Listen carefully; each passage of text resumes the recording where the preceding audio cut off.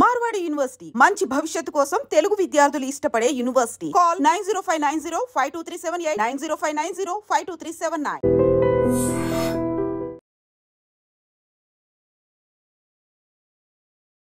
వైద్యురాలు సిబ్బంది నిర్లక్ష్యంగా వ్యవహరించి బాలింత కడుపులో బ్యాండేజీ ఉంచి కుట్లేశారు.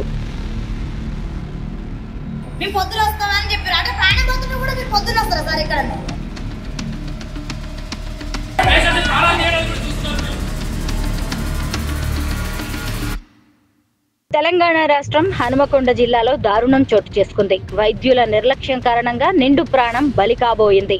బంధువుల అప్రమత్తతో ప్రాణం నిలిచింది. ఏం జరిగిందో ఇప్పుడు చూద్దాం.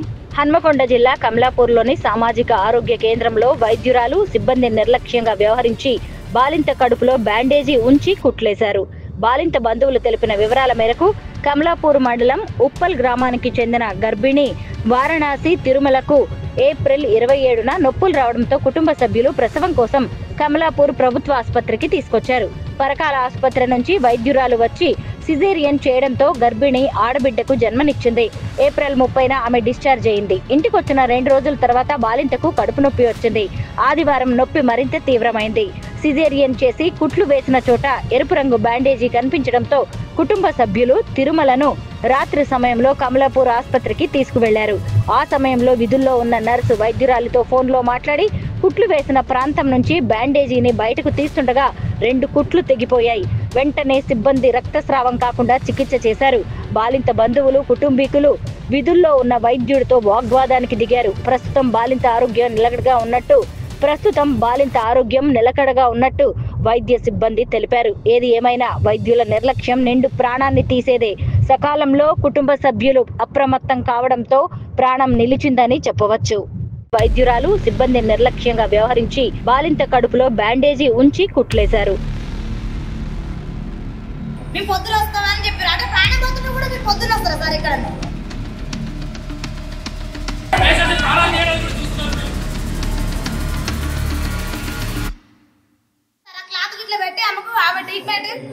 ఆమె సిచ్యువేషన్ బట్టి మేము వాట్సాప్ పెట్టినాం మేడంకి.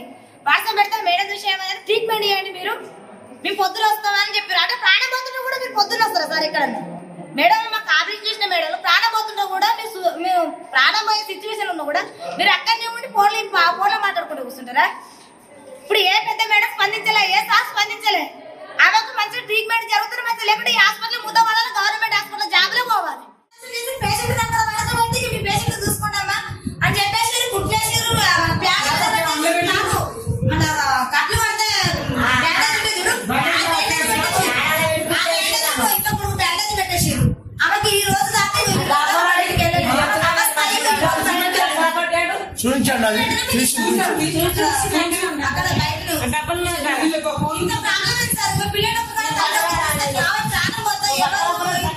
ఇప్పుడు గవర్నమెంట్ జీతాలు ఇచ్చే దేనికి?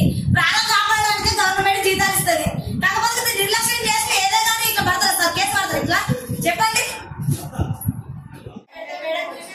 చాలా తీసేయండి, తీసేసి ఆమెకు మంచి గట్టి ఇంజక్షన్ వేయండి, మంచి నొప్పి తగ్గేటట్టు ఇంజక్షన్ వేయండి, మళ్ళీ నేను ఫోన్ రోజు వస్తా అని చెప్పేసింది.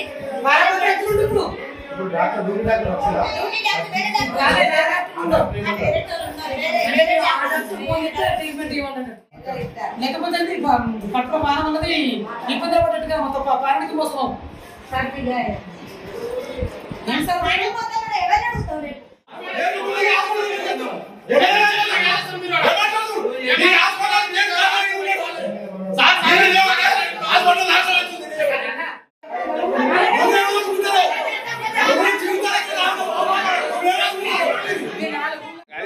మీరు ఎన్ని ఇంజక్షన్ వేయాలి? ఇప్పుడు మేడం రావాలి, అంతే మేడం రావాలి.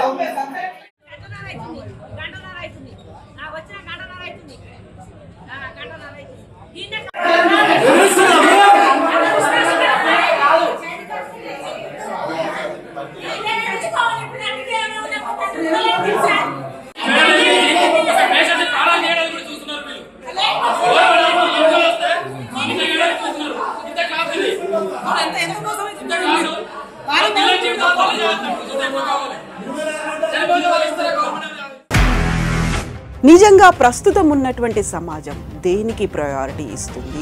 ఆర్థిక సంబంధాల చుట్టూ మాత్రమే తిరుగుతోంది. మళ్ళీ ఎన్నికలంగానే చాలా విరక్తి కలుగుతుంది.